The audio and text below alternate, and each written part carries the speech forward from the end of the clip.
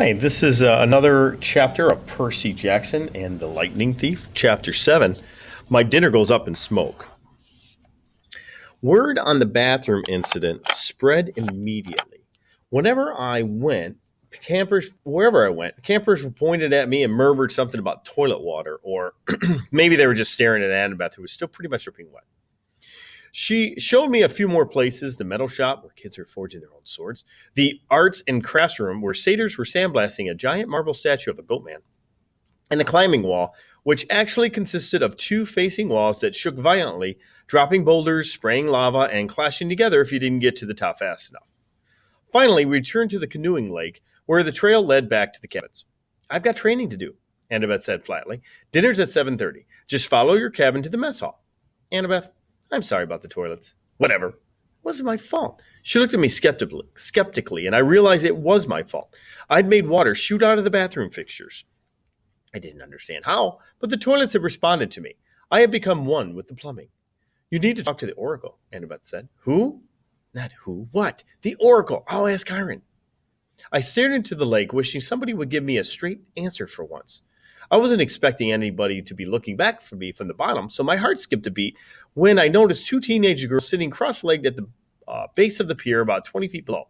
They wore blue jeans and shimmering green t-shirts, and their brown hair floated loose around their shoulders as minnows darted in and out. They smiled and waved as if I was a long-lost friend. I didn't know what else to do. I waved back. "Don't encourage them," Annabeth warned. "Naiads are terrible flirts." "Naiads?" I repeated, feeling completely overwhelmed. "That's it. I want to go home now." Annabeth frowned. "Don't you get it, Percy? You are home. This is the only safe place on earth for kids like us." "You mean mentally disturbed kids?" "I mean not human, not totally human anyhow. Half human." "Half human, half what?" "I think you know." I didn't want to admit it, but I was afraid I did. I felt the tingling in my limbs, a sensation I sometimes feel when my mom talked about my dad. "God?" I said. "Half God?" Annabeth nodded. "Your father isn't dead, Percy. He's one of the Olympians."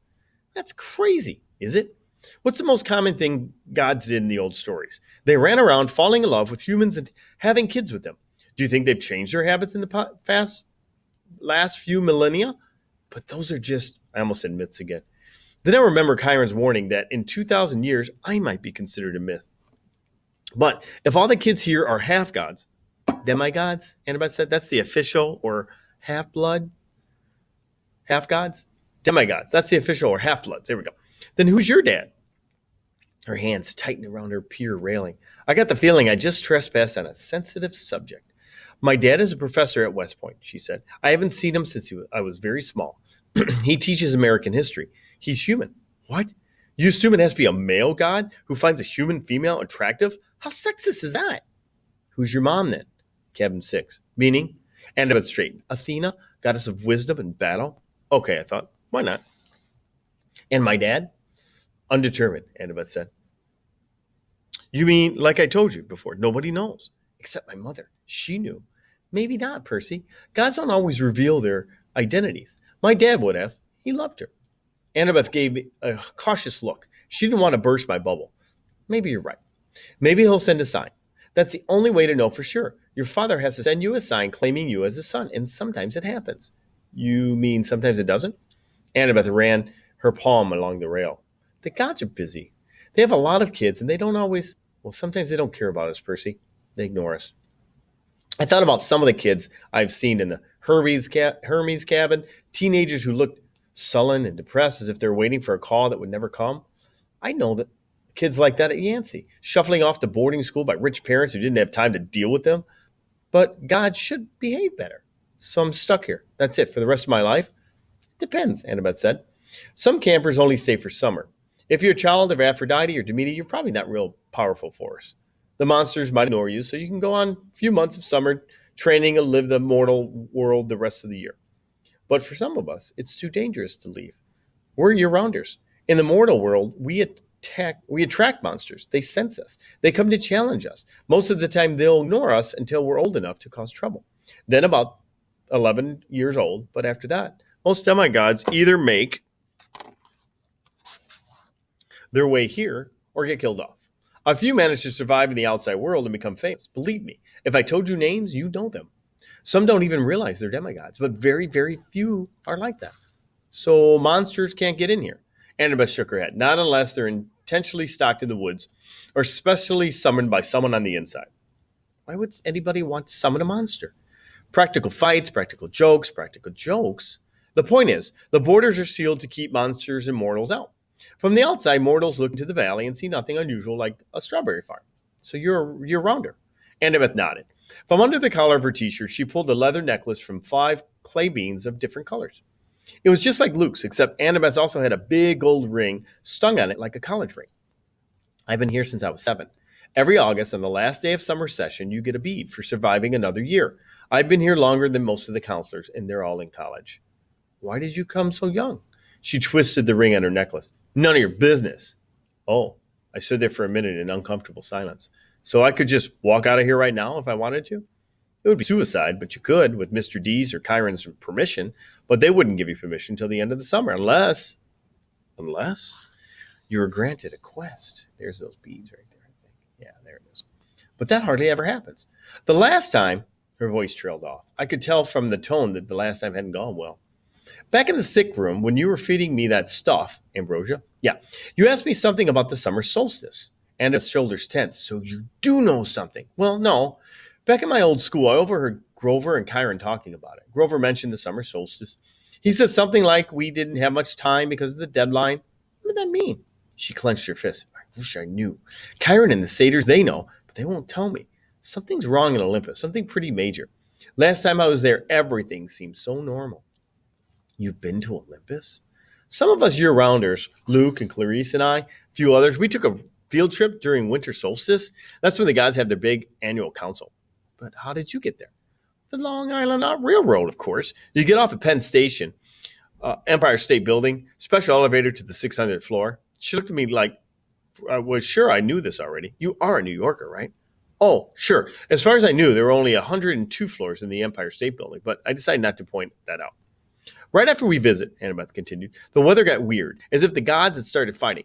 A couple of times since I overheard satyrs talking, the best I can figure out, something important was stolen. And if it wasn't returned by the summer solstice, there's going to be trouble. When you came, I was hoping, Athena can get along with just about anybody except for Ares. And of course, she's got the rivalry of Poseidon. But aside from that, I thought we could work together. I thought you might know something. I shook my head. I wish I could help her, but I felt too hungry and tired and mentally overlooked to answer any more questions. I got to get a quest, Annabeth muttered to herself. If I'm not too young, if they would just tell me the problem, I could smell barbecue smoke coming from somewhere nearby. Annabeth must have heard my stomach growl. She told me to go on. She'd catch up with me later. I left her on the pier, tracing her fingers across the rail as if drawing a battle plan. Back at Cabin 11, everybody was talking and horsing around waiting for dinner. For the first time, I noticed that a lot of the campers had similar features. Sharp noses, upturned eyebrows, mischievous smiles. They're kind of the kids that teachers would peg as troublemakers. Thankfully, nobody paid much attention to me as I walked over to my spot on the floor and plopped down with my minotaur horn. The counselor, Luke, came over. He had the Hermes family resemblance too. It was marred by the scar on his right cheek, but his smile was intact. Found you a sleeping bag, he said. In here. I stole you some toiletries from the camp store. I couldn't tell if he was kidding about the stealing part. I said, thanks. No prob, Luke said next to me, pushed his back against the wall. Tough first day? I don't belong here. I don't believe in gods. Yeah, he said, that's how we all started. Once you start believing in them, it doesn't get any easier. The bitterness in his voice surprised me because Luke seemed like a pretty easygoing guy. He looked like he could just handle about anything. So your dad is Hermes? No, I said that. So your dad's Hermes, I asked. He pulled a switchblade out of his back pocket, and for a second I thought he was going to gut me, but he just scraped the mud off the sole of his sandals. Yeah, Hermes. The wing-footed messenger guy. That's him. Messengers, medicine, travelers, merchants, thieves, anybody who uses the roads. That's why you're here, enjoying Cabin 11's hospitality. Hermes isn't picky about who he sponsors. I figured Luke didn't mean to call me a nobody. He just had a lot on his mind. You ever met your dad, I asked? Once. I waited, thinking as if he'd tell me. He'd tell me. He'd like to tell me. He'd tell me. Apparently, he didn't. I wondered if the story had anything to do with how he got his scar. Luke looked up and managed a smile. Don't worry about it, Percy. The campers here, they're mostly good people. After all, we're extended family, right? We take care of each other. He seemed to understand how lost I felt, and I was grateful for that, because an older guy like him, even if he was a counselor, should have steered clear of an uncool middle schooler like me. But Luke had welcomed me into the cabin. He'd even stolen me some toiletries, which was the nicest thing anyone has done for me all day.